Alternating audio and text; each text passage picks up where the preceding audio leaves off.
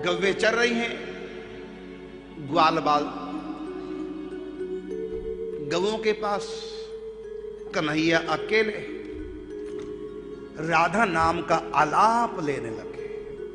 ये स्वर लहरी ब्रह्मलोक तक पहुंच गई। तुरंत सरस्वती ने ध्यान से सुना, ये कौन सा राग है, ये कितना सुंदर सुरीला कंठ है। सबसे सुरीला कंठ तो मेरा है और मैं नित्य नए नए रागों को गाती हूं, लेकिन ये राग मैं समझ नहीं पाई, ये कौन गा रहा है। स्वरों का अनुसंधान करती हुई पहुंचती हैं ब्रह्मलोक से सरस्वती गिरिराज गोवर्धन पर। और जब रूप देखा, पहली मोहित थी गले पर, फिर राग पर मोहित, अब जो ही रूप को देखा रूप पर मोहित हो गई। और जब राग बंद हुआ, गायन बंद हुआ, आंखें खोली, सामने भगवती सरस्वती वीणा वादनी पुस्तक धारणी। श्री कृष्ण पर मोहित, कहो कैसे आना हुआ, आप कौन है। तो भगवती सरस्वती कहती है, पुराना परिचय तो आपको मैं बताऊंगी नहीं, बस नया परिचय यही है कि मैं आपकी होना चाह रही हूं, मुझको आप अपना बना लो। मैं आपकी होने वाली धर्म पत्नी हूं, होने वाली। भगवान ने कहा, ये क्या मतलब, मान ना मान, मैं तेरा मामा, मैं मान। मेरे जीवन में तो एक ही है, वो हैं जिनका मैं नाम गुनगुना रहा था, राधा।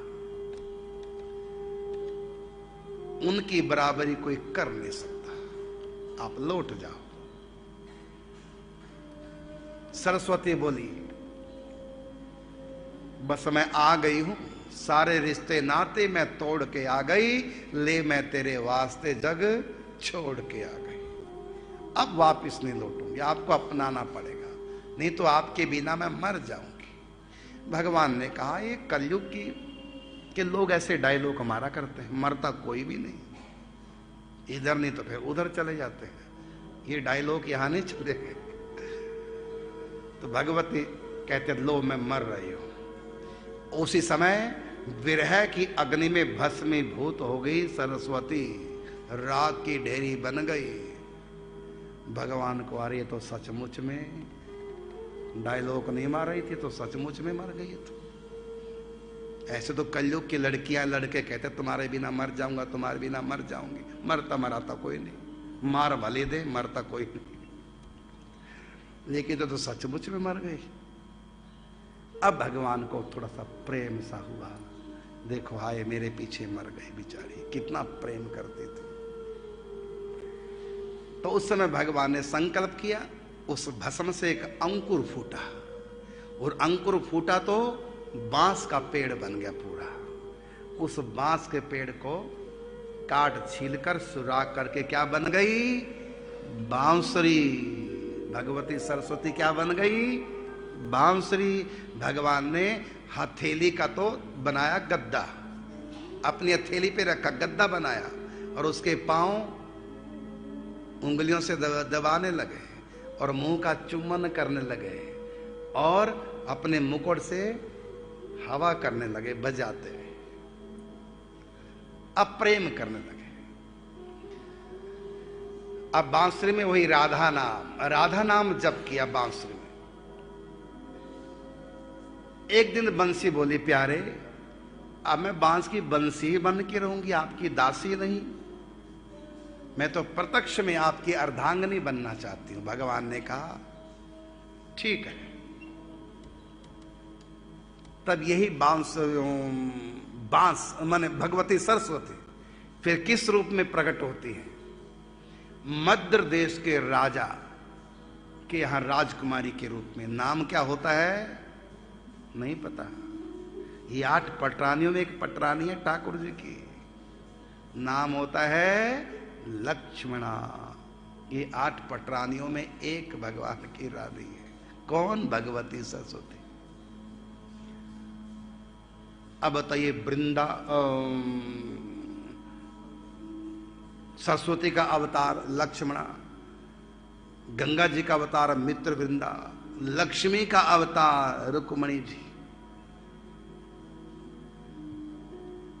दुर्गा जी का के अंश से स्वाहा स्वाहा के अंश से जाम्बवंती, अब सूर्य पुत्री कलिंद नंदनी श्री जमुना जी, वो भी द्वारका में भगवान की रानी के रूप में उनकी सेवा में रहना चाहती है।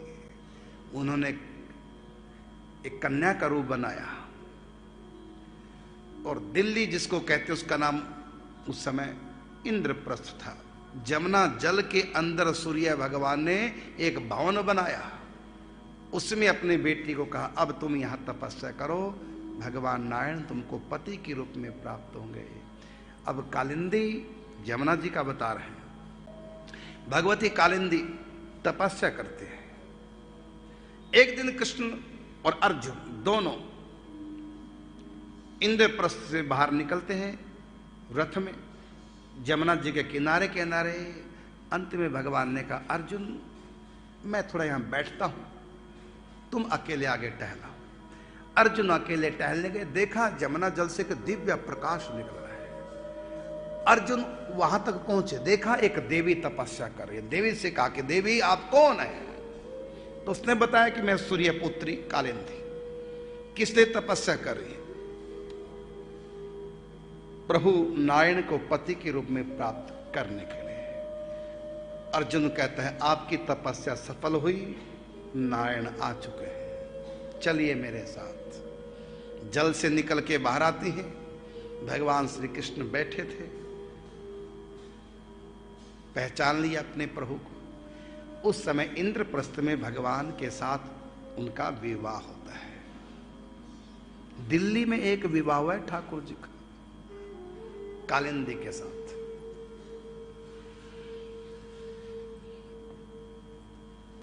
भारत के पूर्वी राज्य में, जिसको आजकल छत्तीसगढ़ कहते हैं, यहां के राजा नागनजित, उनकी पुत्री जिसको सत्या भी कहते हैं और नागनजित की बेटी होने से नागनजिती भी कह रहे हैं।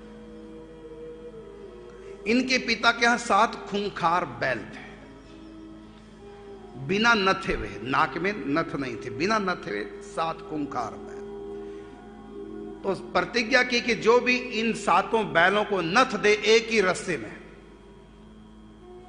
ऐसा बलि और चतुर जो होगा, होशियार, उसको ही मैं अपनी पुत्री सत्या को पत्नी के रूप में प्रदान करूंगा। पाणी ग्रहण संस्कार उनके साथ होगा। बड़े बड़े राजा महाराजा, लेकिन कोई ऐसा नहीं कर सका। अंत में भगवान श्री कृष्ण गए, एक बहुत बड़ा गड्ढा सा था, उसके अंदर 7 बैल, उसके अंदर भगवान श्री कृष्ण गए और 7 रूप धारण कर ली। एक एक बैल की नाक पकड़ी और सबको नथ दिया, एक रस्से में करके बाहर आ गए। फिर वहां भगवान के साथ विवाह होता है।